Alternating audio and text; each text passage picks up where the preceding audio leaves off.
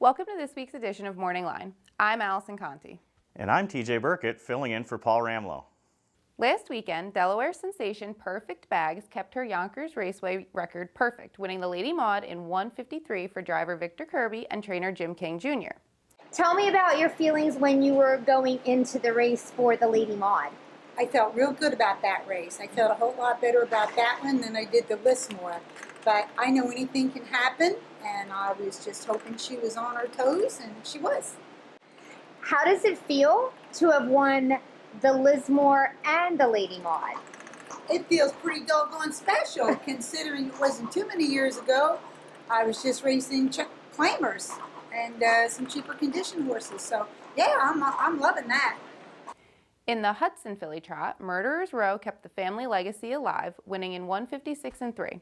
Her dam, House That Ruth Built, won the event in 2004. The Saturday card also saw a pair of Yonkers Trot eliminations where Hambletonian champion Pinkman stayed on stride but didn't have enough trot to keep up with Crazy Wow in the lane. Burke swept both eliminations, winning the other with Habitat.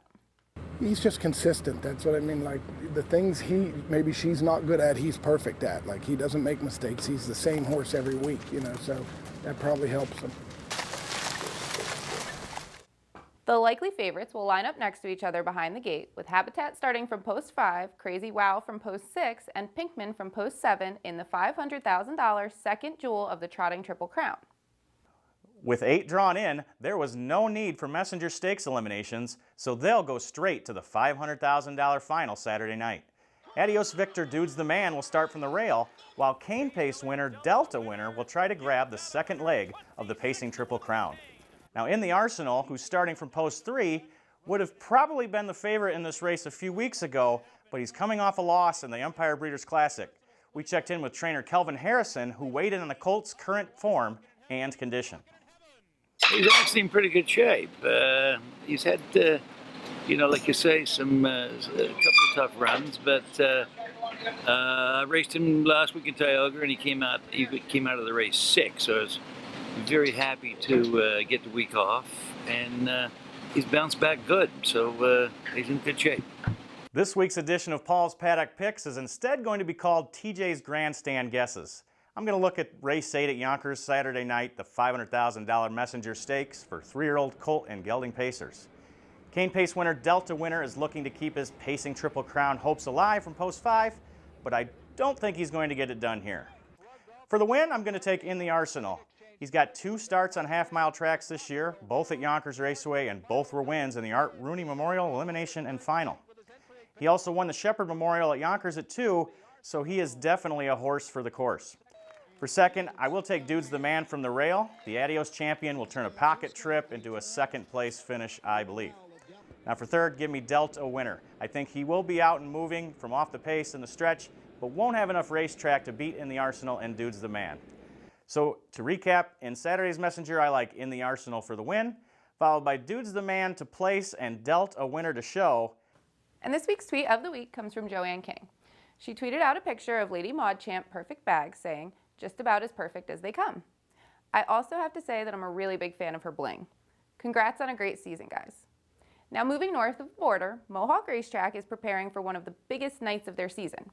Last week we saw eliminations for the Metro, She's a Great Lady, and Canadian Pacing Derby. Tony Alagna qualified 3 impressive pacing colts for the final, giving him a good shot at the $685,000 grand prize. About American Passport, what can you tell me about him? He had some issues early in his career with some breaks. Was that just maybe greenness? He was just one of those colts that he could go so fast he couldn't handle his speed. I mean, He shows, 26 seconds his last 2 starts. He shows getting out there 26 seconds tonight.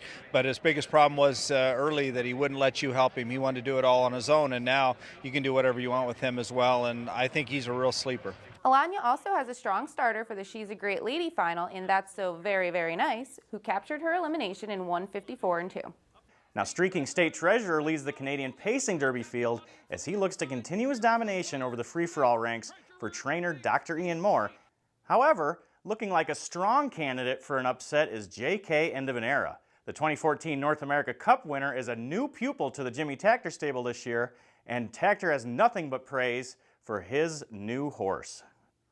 Well, he's huge. I mean, he have a special made bike for his size, and now he's all power, you know. I mean, but a very nice, friendly horse and great to work with. So I like him a lot. And this week's Sound Off on Social question is, if you were a leading North American driver with probable favorites at both Yonkers Raceway and Mohawk Racetrack this weekend, where would you go? All of our guys seem to be split up. Let us know which side of the border you would fall on, given the choice on Facebook and Twitter at US Trotting, and you could score some USTA swag. The historic Red Mile in Lexington, Kentucky. Hear the echoes of champions past and the thunder of present superstars. Fantastic finishes, super sales, and the nightlife of a metropolitan area with all the amenities. The Grand Circuit at the Red Mile, September 30th through October 10th, harness racing's greatest tradition. That'll do it for this week's edition of Morning Line. Thanks for joining us, and come back next week where we'll preview the Canadian Trotting Classic and Maple Leaf Trot eliminations at Mohawk. Plus, Paul will be back to cover all the Grand Circuit and Ohio Sire Stakes action at Scioto Downs. We'll see you next week on the Morning Line.